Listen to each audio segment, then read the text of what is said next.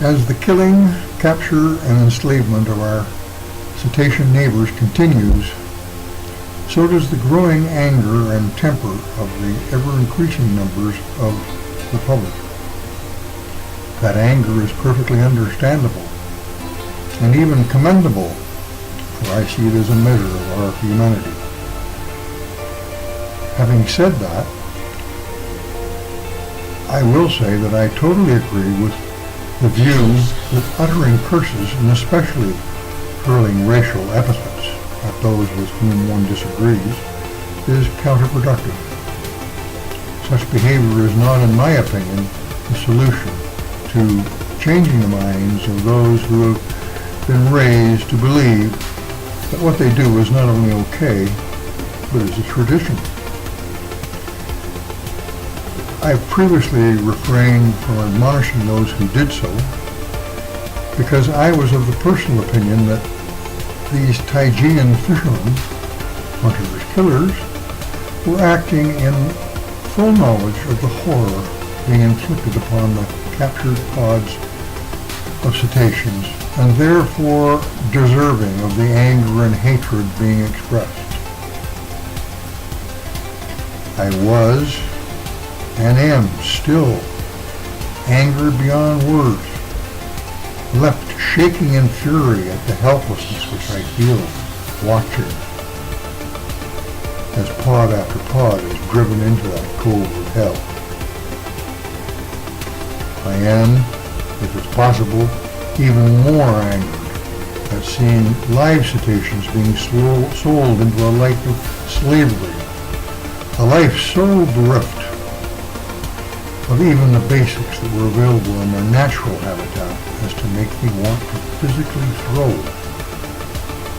any of those who are involved in or support this enslavement into a similar environment. However, I no longer see those hunters-killers as evil incarnate beings who, acting in full knowledge of the absolute horror they are causing these beautiful creatures, continue to do so out of wanton disregard.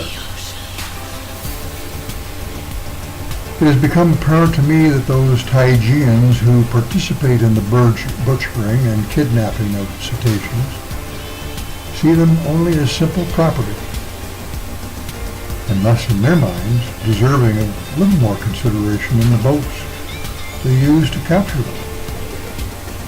Oh, I'm sure that they must be aware that they are inflicting pain and suffering, but I no longer believe that they see it as do we. We see the cetacean as a sentient creature that has equal capacity for feelings and emotions as ourselves, and thus we perceive the inflicted cruelties as being no less depraved than if they were being inflicted upon a fellow human being. They, on the other hand, see the cetacean as simple property, a source for food, and for doing with as they choose, which has translated over the past 30 to 40 years as being selling live cetaceans to any who wish to buy. They do not recognize the treatment of the cetacean as being depraved at all. Thus, until or unless those Taijians can be given their moment of epiphany in which they suddenly see the cetacean as an equal in feelings, etc., they will continue with this ongoing slaughter kidnapping. Our job, therefore, not only with the Taijian hunter-killer, but with society as a whole, is to somehow bring about a change in the minds of such people. To somehow alter their current perception of the cetacean as being property to a realization that these are persons. Non-human persons, but persons nonetheless. no less deserving of certain basic rights than human persons. And those basic rights are set out in the Declaration of Cetacean Rights, which I invite any and all to sign if they haven't already. The details for that and the rights are set out at the end of this video.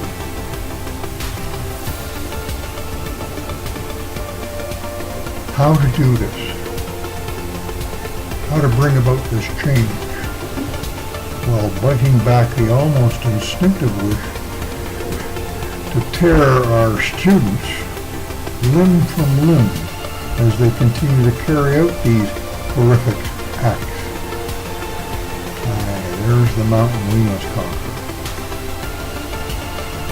The Taijians, for example, they know that we see their behavior as totally unacceptable. Hence the tarpaulins covering the killing field and covering the transport of the dead. It's obviously still acceptable to them. Somehow we must make them see the cetacean as a person and not a piece of property. When we can do that, we will have succeeded in putting an end to the current horrors that are taking place in Taiji, Japan, and elsewhere in the world.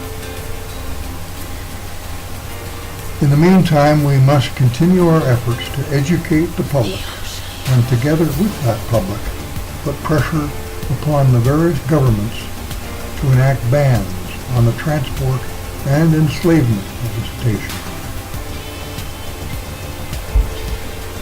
The day of freedom for our cetacean neighbors will come. It will come. Just have to have patience and continue our efforts unabated.